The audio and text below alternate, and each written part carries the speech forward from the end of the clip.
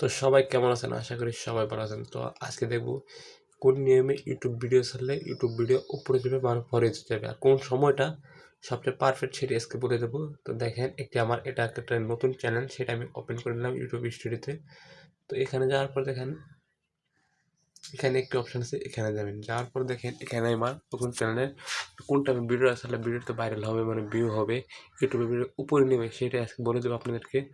তো দেখেন, এটা পুরোপুরি আমার সাথে শিখে নেন আপনারা। তো এইখানে দেখেন আমি উপরে যাওয়ার পর এখানে দেখছি রিপোর্ট। এই রিপোর্ট অপশানে যাওয়ার পর দেখেন আমি এখানে দেখিয়ে দিচ্ছি আপনাদেরকে কোন সময়টাতে ভিডিও ছাড়লে ভিডিওটা অবশ্যই আপনার lakh lakh million million view হবে। তো দেখেন, দেখতে পাচ্ছেন এখানে দুইটা ভিডিও আমার এখানে একই সময়তে গেছে, সেটা কি কোন টাইমে দেখে দিচ্ছি।